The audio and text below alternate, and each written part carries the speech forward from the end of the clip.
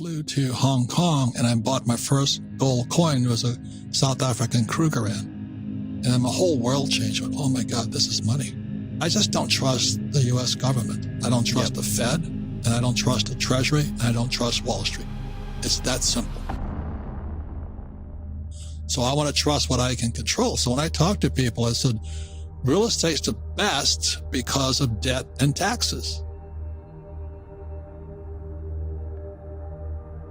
Every time they print money, every time the Fed and the Treasury print money, they screw the working class. So when I see 130% debt to GDP ratio and 90% is healthy, we're sick. And so there's three options going to come about. Number one, the U.S. may default on a dollar. I doubt that'll happen because we're the U.S. Number two is hyperinflation. And number three, they're going to raise taxes.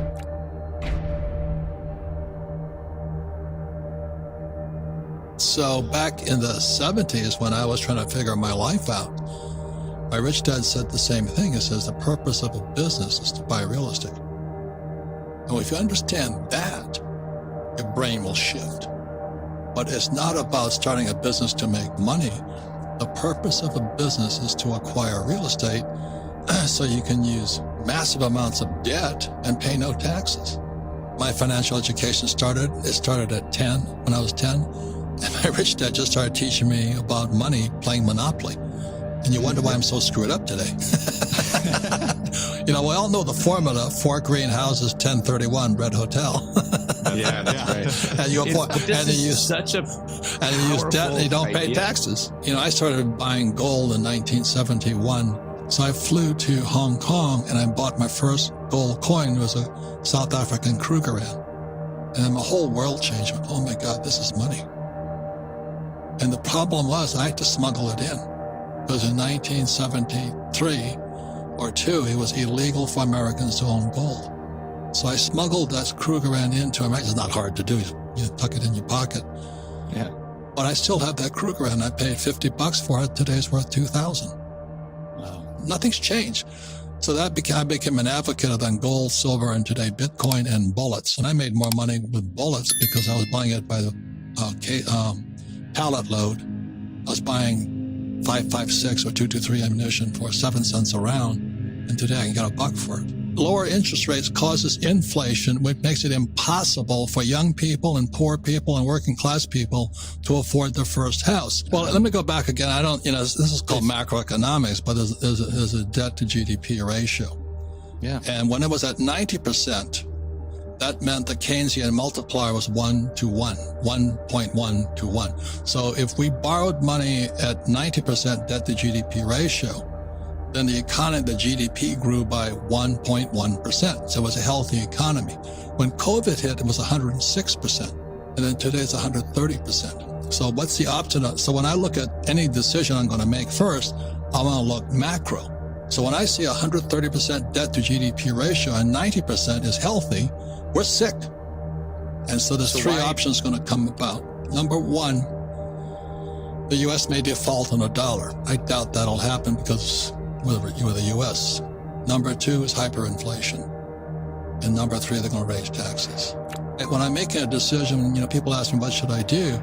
I first check the big picture, check macro, the debt to GDP ratios and all that.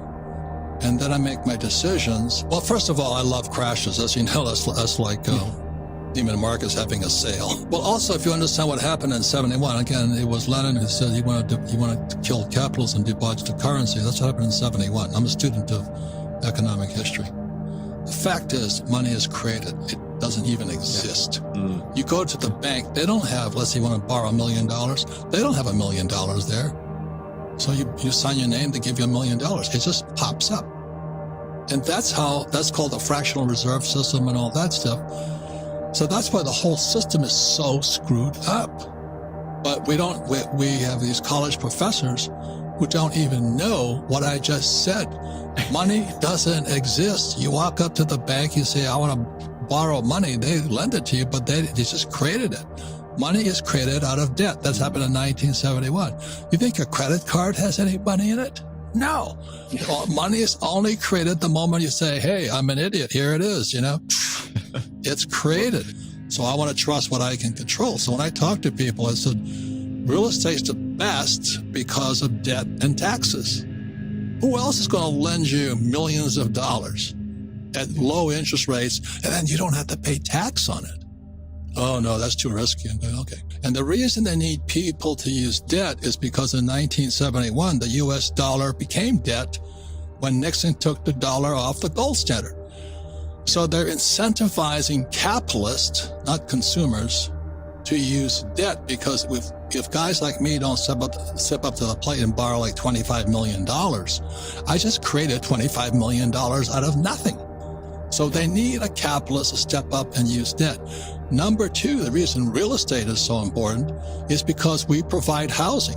And if you ever been to a communist country like Tajikistan or Kyrgyzstan and all that, you ever been to a communist housing project? Or you've been to the projects in the Bronx or in Brooklyn? That's what happens when government provides housing. So the reason I get tax breaks, and there's two big reasons, it's an incentive from the U.S. government, the Treasury, and the Fed to say, please borrow money, please get into debt. And that guy, Dave Ramsey, who's a friend of mine, is saying, live debt free. I go, yeah, how do you spell loser? You know what I mean? Ramsey's my friend. Ramsey's my friend, but I go, how can you give people such bad advice? But it's good advice for people who have no financial education. It's perfect advice. It's perfect advice for my poor dad. Live debt free. But if you're a capitalist, when I borrow money, the U.S. government says, thank you, thank you, thank you. And when I put it into apartment houses, they go, thank you, thank you, thank you, thank you again.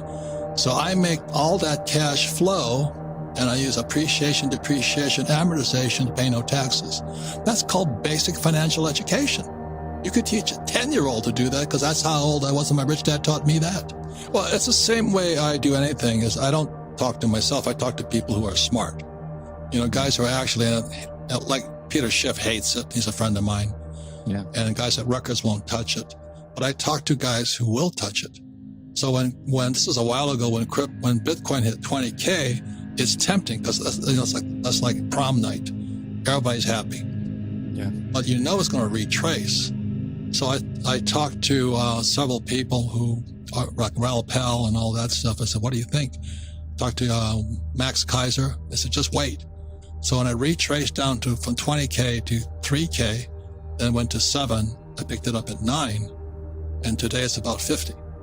Yeah. So it's a matter of just a little financial education. All booms bust and all, but I don't know much about it. I just don't trust the U.S. government. I don't trust the Fed, and I don't trust the Treasury, and I don't trust Wall Street.